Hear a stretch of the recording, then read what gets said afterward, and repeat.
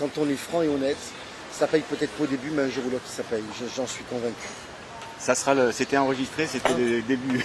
Il n'y a pas de souci, non, moi moi j'en suis convaincu. Je pense voilà. on a un homme politique a tout intérêt à être honnête, au moins sur le long terme, parce que je pars du principe que quand on ment, quand on trahit, on le paye un jour ou l'autre. La preuve, l'échec de Nicolas Sarkozy. Nicolas Sarkozy, il a perdu pourquoi si vous permettez, oui. Frédéric, bonjour. Bonjour. Excusez-moi. Là, on va se présenter aux lecteurs, aux internautes de Bandol Blog, parce qu'on est devant la caméra donc, de Bandol Blog. Elle enregistre. Oui, elle enregistre. Et donc le but aujourd'hui, c'était de vous rencontrer. On s'est déjà rencontrés à l'occasion des cantonales. Tout à fait. Hein, vous étiez un de ceux qui avait bien voulu répondre à mon invitation au début du blog. Et on avait pu faire connaissance avec vous. Donc si vous voulez de nouveau, pour ceux qui n'étaient pas encore sur le blog, vous présenter, qui vous êtes. D'accord. Je suis Frédéric Vocaletti, je suis donc représentant pour le Front National dans le département du Var et conseiller régional en Provence-Alpes-Côte d'Azur et pour ces élections de candidat dans la 7e circonscription du Var. Voilà, contre le député actuellement en poste qui est monsieur Jean-Sébastien Vialat. Donc pour mettre les choses, afin que ce soit pour moi agréable si vous voulez, parce que je ne suis ni journaliste ni politique. Oui. Le but pour moi c'est de vous faire que les internautes vous connaissent un petit peu mieux en tant qu'homme, comment vous parlez, comment vous êtes, parce que bon souvent les gens quand on les voit derrière un pupitre sur une tribune, ils sont parfois différents de ceux que l'on rencontre dans la vie, dans la rue, tous les jours, au marché, sur une place, à un café. Donc c'était. Vous me connaissez un petit peu, vous savez que je m'exprime de la même façon. La langue de bois, c'est pas mon truc, voilà. Je reste le même, voilà. C'est bien de le savoir et de voir en effet que vous êtes, quelles que soient les conditions, les circonstances, vous êtes toujours le même. Oui, alors moi ce matin, si vous voulez, lorsque j'ai envisagé de vous rencontrer, les gens auxquels je m'adressais ont fait la grimace. Alors ça m'ennuie, si vous voulez, ça m'ennuie énormément. C'est pas, vous connaissez mes sentiments, mais ils ne concernent que moi. Je trouve que c'est complètement anormal que par rapport au nombre d'électeurs, par exemple, qui ont été votés pour le Front National au cantonal, M. Grégory Génaro était arrivé en tête au premier tour, je trouve anormal que l'on ne prenne pas en considération toutes ces voix qui s'expriment pour le Front National. Alors, comme je vous le disais, moi, personnellement, je pense que ce qui pêche, c'est l'image que le Front National véhicule un petit peu derrière lui. Et en clair, lorsque, je vous en ai déjà parlé, lorsque l'on voit des jeunes gens habillés tout de noir, le crâne rasé avec des rangers aux pieds. Moi j'ai pas de rangers. Vous n'avez pas de rangers, vous êtes en costume, donc a priori c'est pas noir. Donc si vous voulez, c'est un constat. Si vous voulez, c'est cette image-là qui, à mon avis, pêche un peu par rapport à ce que devrait laisser passer comme message, bon ou mauvais. Après, oui, c'est chacun. Concernant les personnes dont vous parlez, Marine Le Pen a été très claire quand même depuis son accession à la tête du Front National, et ils ont été mis totalement à l'écart, ces gens-là. D'ailleurs, ça a été relevé par plusieurs journalistes, notamment pour notre fête du 1er mai, où depuis 2 ans, ces gens-là sont mis totalement à l'écart. Il faut savoir une chose, c'est que souvent ces gens-là n'étaient pas de notre mouvement. C'était des gens qui étaient envoyés par des groupuscules qui d'ailleurs nous combattent en campagne électorale. Et j'ai moi-même actuellement un candidat, notamment du parti, une candidate du Parti de la France. Et ce sont ces gens-là et ces groupuscules-là qui souvent nous envoyaient ces personnes pour discréditer le mouvement. Les bandolaises et les bandolais qui ont pu me rencontrer, qui ont pu rencontrer mes militants sur le terrain, ou lors des élections cantonales, qui ont pu rencontrer Grégory Génaro, pas un ne pourra dire avoir rencontré une caricature, parce que c'est une caricature de Bandol, on n'a pas vu ça, on n'a pas vu, mais c'est l'image de... Oui, le problème, c'est ce que véhiculent souvent les grands médias, c'est que dès que vous avez une personne, qui est habillée de noir avec un crâne rasé, des rangers, les journalistes vont se focaliser dessus. Moi j'étais au dernier 1er mai à Paris, je peux vous garantir que, je ne vais pas dire qu'il n'y en a pas, il y en a toujours un ou deux, mais on fait en sorte en interne de les écarter parce que pour nous, ils ne représentent pas du tout l'image du Front National. Mais évidemment, les journalistes, et notamment les grandes télés, se jettent systématiquement dessus, font des images et bloquent dessus. Mais on a des gens qui sont venus, qui étaient présents en famille avec leurs enfants, des grands-parents. Voilà, c'est le Front National, c'est ça. Une deuxième image, ça ne va pas forcément vous faire plaisir parce que vous êtes... je suis pas là pour vous faire plaisir, hein, mais non plus pour J'attends vous rien faire du tout. plaisir. C'est quand M. Jean-Marie Le Pen est venu vous soutenir. M. Jean-Marie Le Pen a quand même aussi, lui aussi, une image, lorsqu'il est venu la dernière fois. On en a déjà parlé. Il a fait quelques traits d'humour qui sont plus ou moins bien perçus et qui sont parfois mal perçus. Oui. Sa fille, Marine, ne va pas dans le même sens. Il y a quand même cette image encore de Jean-Marie qui voilà, c'est une image, mais c'est surtout, ce que je rappelle souvent, c'est que on n'a pas le même vécu. Marine Le Pen et Jean-Marie Le Pen n'ont pas le même vécu, et moi et Jean-Marie Le Pen, vous savez, je suis assez proche de lui, parce qu'il m'avait nommé son directeur de campagne, je suis quelqu'un de proche de lui. Je m'amuse souvent à rappeler que moi, comme Marine Le Pen, on n'a pas sauté sur les bombes à Dien Bien Phu, on n'a pas fait la guerre d'Algérie, donc on n'a pas le même passé, le même vécu, et j'ai eu l'occasion de discuter avec Jean-Marie Le Pen, notamment de certaines phrases dont on a souvent entendu parler, dont on lui a reproché. Il faut quand même se rappeler que ces deux phrases ont plus de 50 ans de vie politique. On n'a pas fait la même chose à M. Chirac. Je rappelle qu'un M. Chirac avait déclaré en allant dans les quartiers à Paris qu'il avait dénoncé le bruit et l'odeur. On ne s'est jamais acharné sur François Mitterrand pendant 50 ans pour la francisque. Jean-Marie Le Pen a tort ou a raison. Il a fait deux phrases et on lui reproche encore aujourd'hui alors qu'il n'est plus le président du Front National. Je trouve qu'on peut lui faire le reproche. Mais je pense que l'honnêteté voudrait qu'on fasse un reproche à tout le monde. François Mitterrand pour la francisque, Monsieur Frêche qui avait traité les harkis de sous-hommes, le Parti Socialiste, Monsieur Chirac qui avait eu des propos très virulents, Monsieur Pasqua, et il y en a d'autres encore. Je pense que voilà. Mais ceux-là, on ne les met pas, on ne monte pas en épingle. Voilà, c'est ça. Voilà ce que vous avez dit. Voilà, moi, tout le monde devrait avoir le même traitement. Voilà. Et voilà, moi, j'ai pas vécu. Moi, mon père, il n'est pas mort en sautant sur une mine allemande. C'est le cas de Jean-Marie Le Pen, pupille de la nation, parce que son père a sauté sur une bombe allemande. Donc c'est un contexte, on avait déjà parlé ensemble, c'est un contexte que c'est pour ça que je me permets pas de juger les gens ou qui que ce soit. Chacun a son analyse par rapport à son vécu, son expérience personnelle, etc. Voilà, donc c'est dommage qu'on ne retienne que deux phrases quand même d'un homme politique qui s'est battu pendant. Je le rappelle quand même, parce que pendant la guerre d'Algérie, il était député français à l'Assemblée nationale. Il aurait pu faire comme certains de nos députés aujourd'hui, rester planqué. Non, il a démissionné de l'Assemblée nationale pour aller combattre en Algérie. Ça, on n'en parle pratiquement jamais. Et c'est quand même quelque chose qui est important. Quand il était député de la nation, et bien il a fait le choix d'aller combattre avec le peuple en Algérie. Et ça, je pense que voilà, c'est plus des choses comme ça qu'il faut retenir. C'est justement, on va voir quel homme politique vous êtes et quel député vous seriez si vous étiez élu. Un internaute sur Bandolblog a posé une question toute simple. Le Front National est opposé à 100% à la LGV. Tout à fait. Vous êtes élu. La LGV se fait. Vous démissionnez? Alors, tout dépend. Alors, attention, tout dépend. Attention, l'homme politique. Non. Alors, je vais être honnête avec vous. Ben, je démissionne si je n'ai pas fait mon boulot, oui. C'est-à-dire si je n'ai pas mis tout en œuvre. Et je pense qu'honnêtement, si on avait un député réellement qui mettait tout en œuvre, on a vu certains députés, du Modem d'ailleurs à une époque, un monsieur faire la grève de la faim pour pas qu'une usine ferme. Je ne me rappelle plus son nom, dans le centre de la France. C'est un peu comme le cumul des mandats. Certains critiquent soit le cumul des mandats, où là, si vous n'obtenez pas quelque chose, vous démissionnez.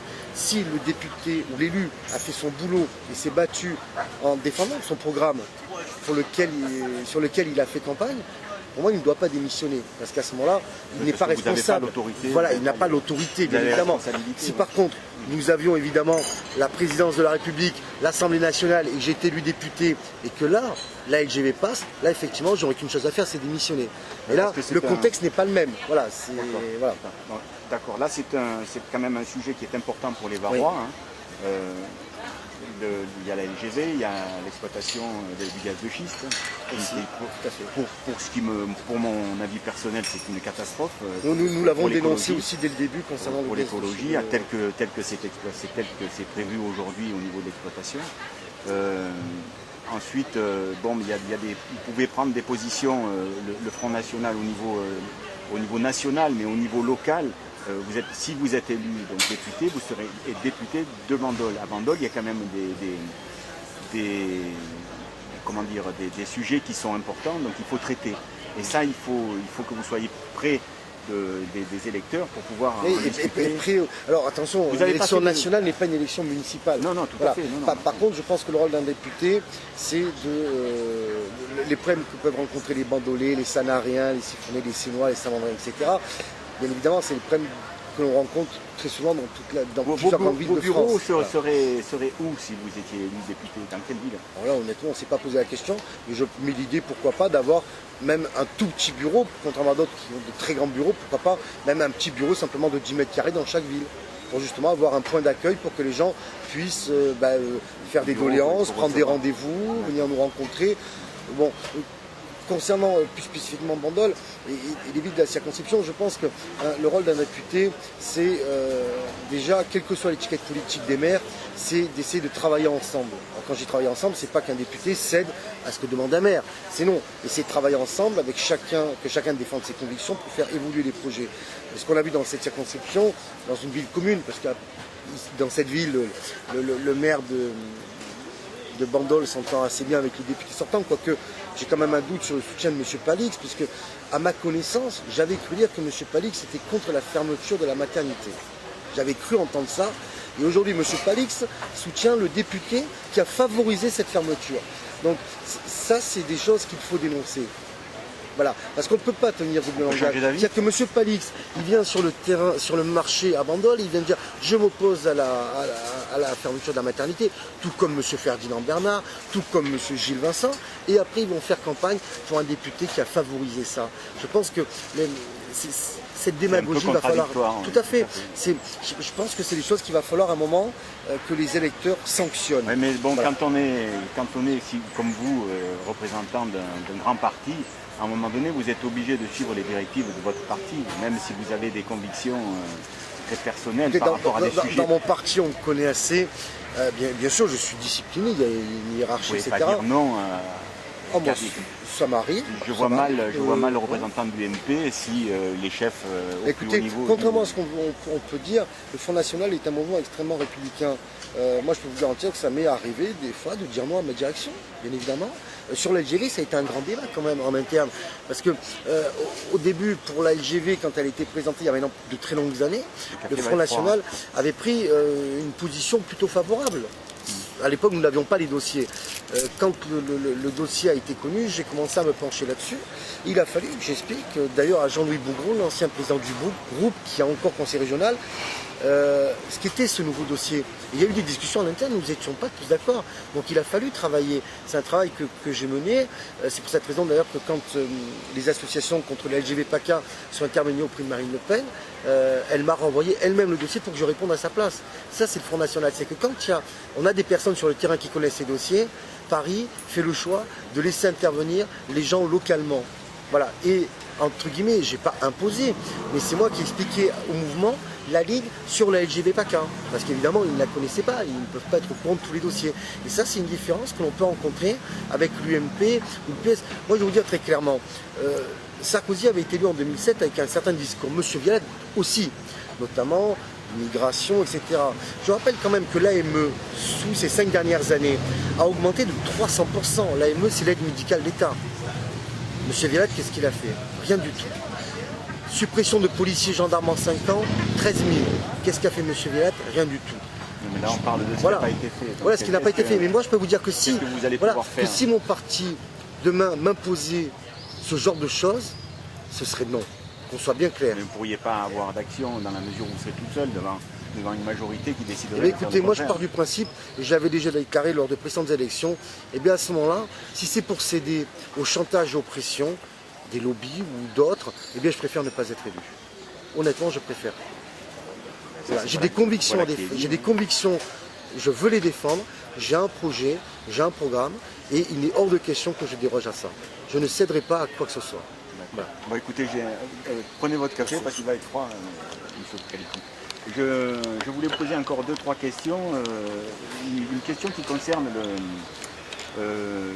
la charte anticorps. Vous en avez entendu parler? Tout à fait, je l'ai lu d'ailleurs. Et qu'est-ce que vous en pensez? Alors, je n'ai pas signé cette charte. Sans développer trop, voilà, vraiment, non, mais ça va être très simple. Je vais. Alors, on va dire que 99% de la charte, je la trouve extrêmement bien. Il n'y a que le premier article qui me dérange, c'est quand on dénonce le cumul des mandats. Oui. Alors, le problème, pour moi, il y a pas, il y a actuellement des limités à 2 mandats. Oui. Voilà. Pour moi, le problème qu'on a en France, c'est pas qu'on ait des députés maires. C'est pas qu'une personne ait 2 mandats, c'est pas ça le problème pour moi. Le problème, c'est qu'on a des gens qui ont ces 2 mandats qui sont des incompétents, qui ne font pas leur boulot. Parce que si vous demandez aux bandolaises, aux bandolais, est-ce que ça vous dérange qu'un élu ait 2 mandats? Ils ne vont pas vous dire oui, c'est pas ça qui les dérange. Ce qui les dérange, c'est d'avoir des gens qui ne font pas leur boulot. Donc c'est cette clause-là qui est... Vous voyez, si j'avais été démago, j'aurais pu la signer. Eh bien non, il y a une chose qui ne me convient pas, je ne la signe pas. Et je m'en explique. C'est sur ce point-là où, je pense, pour moi, le problème, c'est pas le cumul des mandats, le problème. Le problème, ce n'est pas le cumul des mandats, c'est la capacité à tenir ses promesses. Voilà. Oui, mais bon, quand on voit, quand on entend, quand on écoute les différents candidats aux différentes élections, qu'est-ce qui nous permet de juger de leur capacité à gérer une ville, si ce n'est leur parcours professionnel, par exemple? D'où venez-vous? C'est pour ça d'ailleurs que moi j'aime bien rencontrer les élus pour savoir ce qu'ils font, d'où ils viennent. Comme j'ai rencontré M. Polski et M. Pech, bon, M. Pech je le connais depuis longtemps, M. Polski pas du tout. Mais c'est un monsieur que je connais du conseil régional. On n'a pas du tout les mêmes idées, contrairement à ce que déclare M. Bernard ce matin dans la presse. Non, d'ailleurs je rappelle à M. Bernard quand même que ce n'est pas moi qui appelais à voter PS aux dernières cantonales, mais bien son nouvel ami M. Vialat, lors des élections cantonales. Alors, donc, mais il y a des gens, vous voyez, M. Polski, c'est quelqu'un à qui je ne partage pas du tout. Nous n'avons pas du tout les mêmes idées, mais c'est quelqu'un que je respecte parce que c'est un monsieur qui, pour moi, se comporte bien, qui est respectueux de la démocratie. Il a dit une chose, après ses je lui opposants. ai posé la question, vous n'êtes pas au 2e tour, pour qui votez-vous? Et il a répondu, pas pour vous. Donc ça c'était clair. Et vous, vous n'êtes pas au 2e tour. Écoutez, vous votez pour qui? Alors ça, je vais être franc avec vous. Non. Alors déjà, je pense que j'y serai contrairement au sondage, qui ne me donne même pas à 15%. Je pense qu'il y aura une triangulaire aussi. Je pense aussi.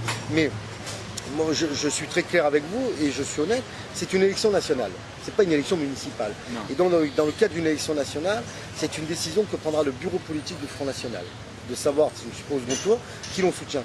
Bien évidemment, Marine Le Pen et les instances ne le feront pas sans que nous, on ait mis un avis, bien évidemment. Donc ça, permettez-moi de le garder confidentiel pour l'instant.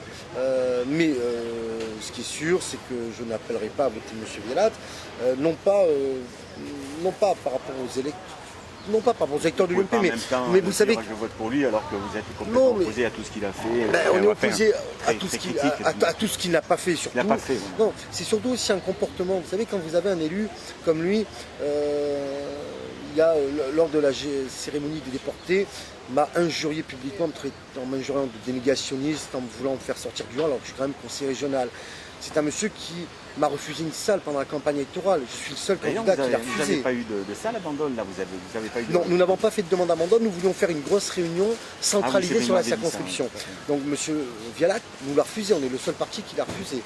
Il a fait démonter les panneaux d'expression libre dans la ville. C'est une première en politique. Mais tout ça démontre un état d'esprit que je n'apprécie pas. Voilà, que je n'apprécie pas. Moi, je respecte tout le monde. Comme je vous dis, voilà, M. Polski, c'est quelqu'un que je respecte. C'est un adversaire, mais pour moi respectable. D'autres ne le sont pas. Voilà. C'est pas pour ça que j'appellerai à voter à gauche, je vous rassure. Donc, sur ces paroles, j'espère que M. Vialat écoutera vos propos et je lui laisserai donc le choix d'un droit de réponse. Parce que bon, je n'ai pas pu le rencontrer comme j'ai rencontré M. Polski et M. Pech. Et vous, d'ailleurs, les 10 autres candidats, je ne sais pas où ils habitent, je ne sais pas qui c'est. Non, mais c'est le problème. Le problème, c'est que ces élections législatives, il faut savoir, que nos compatriotes le sachent, c'est aussi ce qui sert à financer les partis politiques. Il faut savoir qu'il y a 1 euro et quelques par voix qui va être donné tous les ans pour les partis politiques, pour le financement des partis. Voilà. C'est une histoire d'argent. Pour certains, oui, parce qu'on balance des candidats qu'on ne connaît pas, qu'on n'a jamais vus, simplement pour remplir les caisses d'un mouvement. Voilà, c'est malheureusement c'est bien de le dire, bon je le savais, mais voilà. C'est malheureusement un problème. De l'affirmer, voilà. C'est pas oui, moi pas je beau, trouve ça assez dommage. Il y en a certains, ils n'ont même pas donné de bulletin de vote, même pas de profession de foi. C'est pas qui c'est. Je trouve ça totalement hallucinant. Pour moi, une campagne électorale, ce n'est pas ça, c'est être sur le terrain, c'est bon. Et la dernière question qui ne va pas vous fâcher, qui va pas vous fâcher, votre suppléante. Suppléante. Dominique Granet. Dominique Granet, d'accord. Voilà. Ça va, je vous ai envoyé par mail le dernier. Voilà, Dominique Granet, qui est une personne qui travaille à la CPM de la Cité Verte, donc qui connaît bien les problèmes de nos compatriotes en difficulté, mais qui connaît aussi certaines dérives. Elle l'a dénoncé d'ailleurs dans Var Matin. Elle s'est fait d'ailleurs attaquer par la CGT, disant que tout ce qu'elle disait était faux, concernant des droits qu'on donnait à des personnes qui n'étaient pas françaises. Et j'ai fait moi-même un droit de réponse que vous avez reçu. La CGT ment à nos compatriotes. Aujourd'hui, des gens ont des droits alors qu'ils n'ont jamais cotisé en France. Et ça, effectivement, c'est des choses que le Front National dénonce. C'est une dame très dynamique,